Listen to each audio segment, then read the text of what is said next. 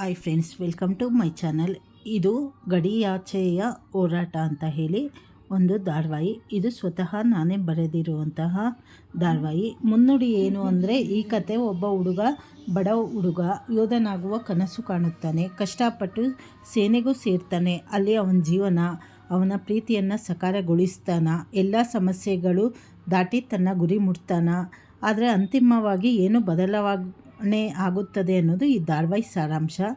ಇದನ್ನು ಇವತ್ತಿಂದ ಹೊಸದಾಗಿ ಶುರು ಮಾಡ್ತಾಯಿದ್ದೀನಿ ಯೂಟ್ಯೂಬ್ನಲ್ಲಿ. ಕೇಳಿ ಪೂರ್ತಿ.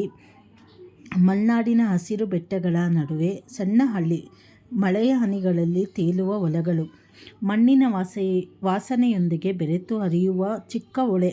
ಅಂಥ ಹಳ್ಳಿಯ ಮಧ್ಯದಲ್ಲಿ ಅರವಿಂದ್ ಹುಟ್ಟಿದ. ಅವರ ತಂದೆ ಒಬ್ಬರು ಕೃಷಿಕರು. ದಿನವೂ ಹೊಲದಲ್ಲಿ ಕೆಲಸ ಮಾಡಿ ಮನೆಯನ್ನು ಸಾಗಿಸುತ್ತಿದ್ದರು. ತಾಯಿ ಸರಳ ಗೃಹಿಣಿ. ದೇವರ ಮೇಲೆ ಬಹಳ ನಂಬಿಕೆ. ಅವರ ಬದುಕು ಬಡತನದಿಂದ ಕೂಡಿದ್ದರೂ ಮನೆಯಲ್ಲಿ ಸದಾ ಪ್ರೀತಿ, ಒಗ್ಗಟ್ಟು, ನಗು ಅನ್ನೋದು ಇರ್ತಾ ಇತ್ತು.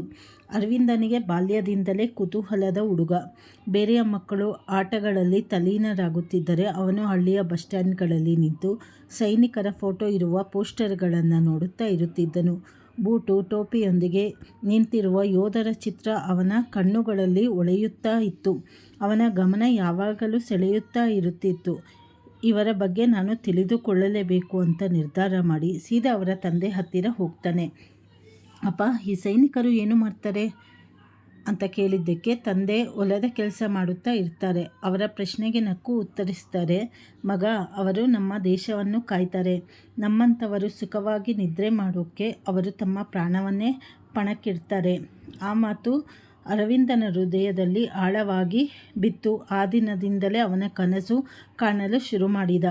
ಒಂದು ದಿನ ನಾನು ಕೂಡ ಸೇನೆಯಲ್ಲಿ ಸೇರ್ತೇನೆ ಅದನ್ನು ತನ್ನ ತಾಯಿಯ ಬಳಿ ಹೇಳ್ತಾನೆ. ಆಗ ಅವನ ತಾಯಿ ಆ ಮಾತನ್ನು ಕೇಳಿ ಬೆಚ್ಚಿಬಿದ್ದರೂ ಅವಳ ಕಣ್ಣುಗಳಲ್ಲಿ ಹೆಮ್ಮೆಯ ಕಿರಣ ಹೊಳೆಯಿತು. ದೇವರು ನಿನ್ನ ಕನಸನ್ನು ಸಕಾರಗೊಳಿಸಲಿ ಮಗ, ಆದರೆ ನೀನು ಸುರಕ್ಷಿತವಾಗಿರಬೇಕು ಎಂದು ದೇವರ ಮುಂದೆ ಪ್ರಾರ್ಥಿಸುತ್ತಾ ಇದ್ದರು. ಬಾಲ್ಯದ ಆಟಗಳಲ್ಲಿಯೂ ಕೂಡ ಅವನು ಸೈನಿಕನ ಪಾತ್ರ ವಹಿಸುತ್ತಿದ್ದ. ಸ್ನೇಹಿತರು ಗಿರಣಿ, ಬಿಲ್ಲು, ಬಾಣ ಆಟ ಆಡುವಾಗ ಅವನು ನಾನು ಗಡಿಯ ಕಾವಲುಗಾರ ಅಂತ ಹೇಳಿ ಹಳ್ಳಿ ತುದಿಯಲ್ಲಿ ಕಾವಲು ನಿಲ್ಲುತ್ತಿದ್ದ. ಹಳ್ಳಿಯ ಹಿರಿಯರು ಹೇಳುತ್ತಿದ್ದರು, ಈ ಹುಡುಗನ ಕನಸು ಸಣ್ಣದಲ್ಲ, ಆದರೆ ಬಡ ಮನೆಯ ಮಗ ಸೇನೆ ಸೇರುವುದು ಸುಲಭವಲ್ಲ. ಆದರೆ ಅರವಿಂದ್ ಮನಸ್ಸಿಗೆ ಬಂದಿದ್ದನ್ನು ಬಿಟ್ಟುಕೊಡುವ ಹುಡುಗನಲ್ಲ. ಅವನ ಕಣ್ಣುಗಳಲ್ಲಿ ಹೊಳೆಯುತ್ತಿದ್ದ ಆ ಕನಸು ಅವನ ಬದುಕಿನ ದಿಕ್ಕನ್ನು ನಿರ್ಧರಿಸುತ್ತದೆ. ಇದು ಮೊದಲನೇ ಭಾಗ. ಮುಂದಿನ ಭಾಗ ಮತ್ತೆ ಇನ್ನೊಂದು ಸಂಚಿಕೆಯಲ್ಲಿ ಹಾಕ್ತೀನಿ. ಹಾಗೆ ಈ ಕತೆ ಕೇಳಿ ನಿಮ್ಮ ಅಭಿಪ್ರಾಯ ಏನು ಅಂತ ಹೇಳಿ ತಿಳಿಸಿ. ದಯವಿಟ್ಟು ಸಬ್ಸ್ಕ್ರೈಬ್ ಮಾಡ್ಕೊಳ್ಳಿ. ಹಾಗೆ ನನ್ನ ಸಪೋರ್ಟ್ ಮಾಡಿ. ಧನ್ಯವಾದಗಳು.